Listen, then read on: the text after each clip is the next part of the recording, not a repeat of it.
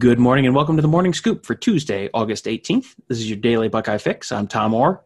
Monday was another eventful day in the quest to save the Big Ten football season. Justin Fields' petition for the conference to reinstate its schedule hit 250,000 signatures on Monday afternoon. But as far as news went, it was hard to beat Penn State Athletic Director Sandy Barbour being asked about the Big Ten's president's vote to cancel the fall season, responding, quote, "It is unclear to me whether or not there was a vote. No one's ever told me there was. I just don't know whether there actually was a vote by the chancellors and presidents." Buckeye Scoop's Marc Givler joins me this morning. And Marc, I said my piece on Twitter on Monday, so what did you make of that? I think that's nonsense. Personally, I think there was a vote, and I think it's just more of the same of what we've seen the past week or so of people refusing to take ownership of what happened, not wanting votes public.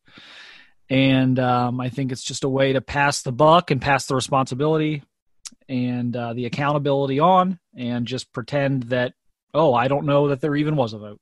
That's what I think. I don't think there's a controversy here in terms of, was there really a vote? I think there was a vote, and I think we are seeing them strategically back away from that so that no one has to take responsibility.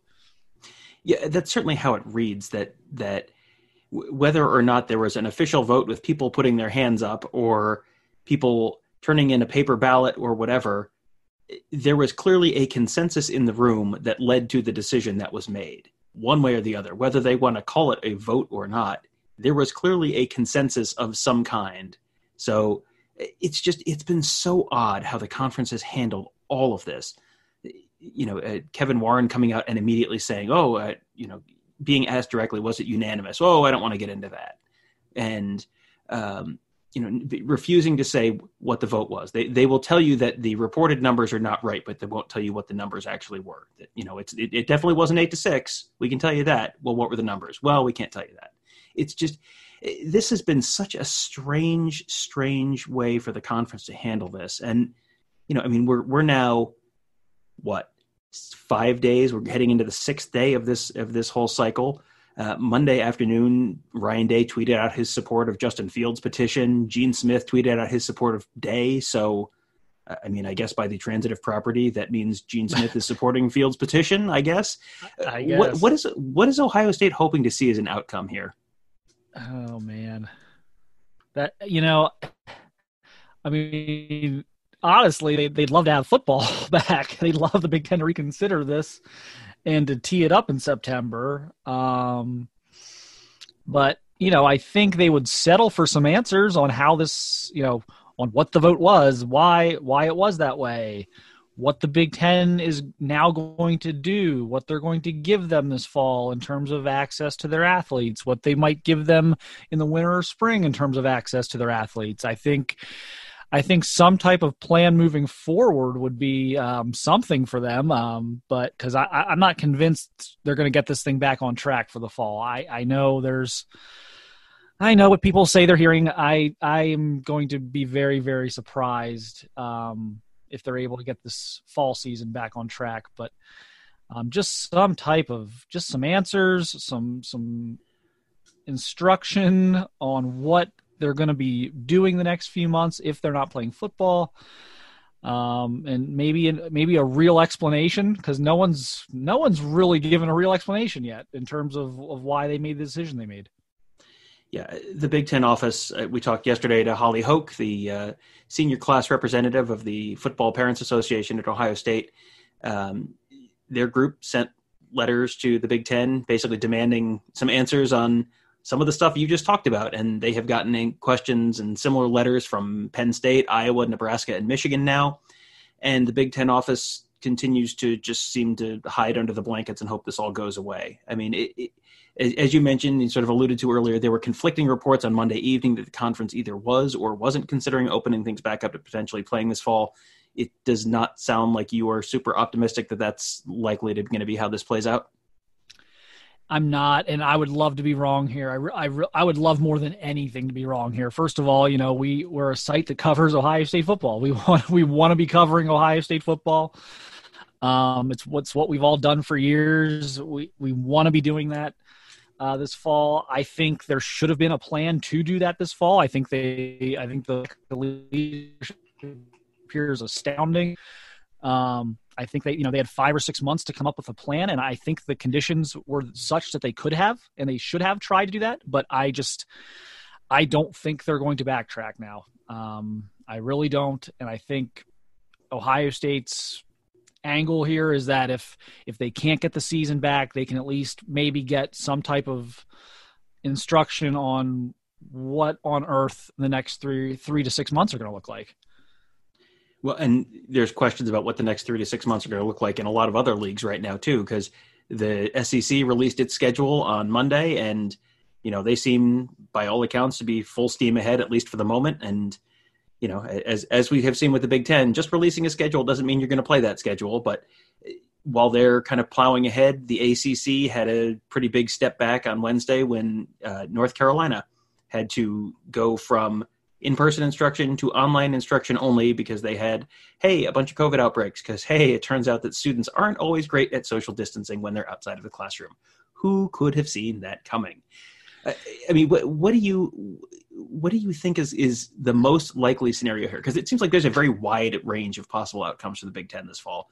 You're looking at if the SEC and ACC and Big 12 cancel, then this ends up being the Big Ten canceled, and maybe they were a little over aggressive, but they made the right decision and everyone else followed them. But if the SEC or ACC or Big 12 play and have a successful season without major issues, this is like cataclysmic for the Big Ten. So, I mean, what do you see as the most likely outcome right now based on everything going on in the world and sort of the trends that you're hearing? Yeah, I think, first of all, the obvious decision for the Big Ten was to delay. That was just the obvious thing to do. Even if you sat there, as we sit here today, and you had already made your decision that there is no way we are going to let the Big Ten play football this fall. There's no way. Nothing can change my mind. Nothing, nothing. You just delay. You don't let the other conferences kind of shift the public perception and shift the narrative here the next few weeks while you're sitting there twiddling your thumbs. I mean, it was just awful strategy. But that being said, all the smart people I talk to and like the NFL people I talk to, none of them think of this college football is happening this fall. So I got to roll with that right now. I think no one's going to play. Well, from that uplifting note to some actual piece of good news, there has been rumblings on social media about news that could be coming soon from one of Ohio State's top targets in the 2022 class. Marc, what are you hearing about that? Yeah, Dasan McCullough, big-time safety linebacker hybrid out of Kansas City area, is telling us all to set our Twitter alerts notifications and be ready for a notification tomorrow at 12:30 p.m., which I believe might have been Central Time. We're on Central Time, right? Yes, and that's today. That's Tuesday. Maybe 1:30 Eastern. Yeah, he tweeted it Monday, so that's today, Tuesday. So yes, 12:30 Central Time, probably. Right. So yes, if you're listening to this in the morning, get yourself ready, I guess. I kind of touched on this a little bit in my column on Sunday that the 2022 class, you're going to start to see a wave of commitments now. It's looking pretty dire in terms of visits this fall, recruiting visits. They just keep pushing it back. The coaches I talk to don't think there's going to be visits this fall. And so I think you're going to see a rush of 2022 commitments. With that said, Ohio State's now got to do the same thing on their end where it's like, okay, are guys that maybe we would have liked to see again, do we have to just kind of make a decision on that? And so I expect McCullough to make an announcement on Tuesday afternoon, and if that's the case, I do believe Ohio State's prepared to take that commitment, and I think there's a very good chance here this afternoon that we're going to see some good news for the Buckeyes. I'm starting to feel like Ohio State the last couple of weeks it started to feel like they're kind of ready with McCullough.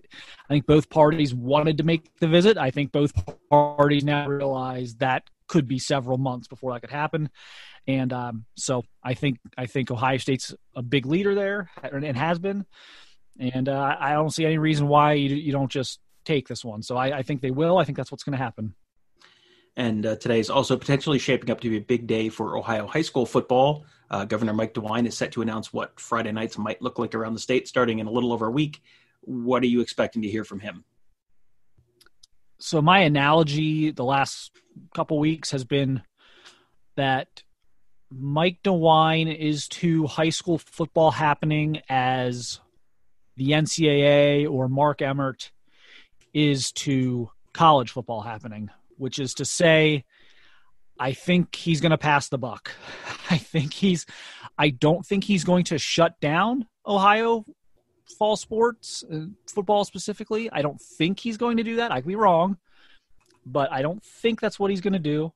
But I also don't think he's going to give a ton of guidance. I'm kind of expecting the same thing the NCAA did with the colleges, which was basically, we're going to let the leagues and the universities handle this and try and figure this out themselves. And I think DeWine's going to let the school districts and the Coaches Association and the OHSAA handle this themselves. So I think it's going to be very similar to what we just watched unfold at the college level the last few weeks. Well, if we are watching a high school football game at some point in a week or week and a half, that would not be so bad. That would be a pretty nice. I'm hoping so much to be on a high school football field, but maybe even this weekend, Indiana and Kentucky are still clinging to life on high school football. I'm hoping to be on a high school football field here very soon. I really am. That would be quite a delight as far as things have gone this year. Marc, thank you for joining us. We are definitely living through a period in Ohio State and Big Ten history that people are going to be talking about for quite a while to come, decades, maybe generations. And you can get a front row seat for all of it at BuckeyeScoop.com.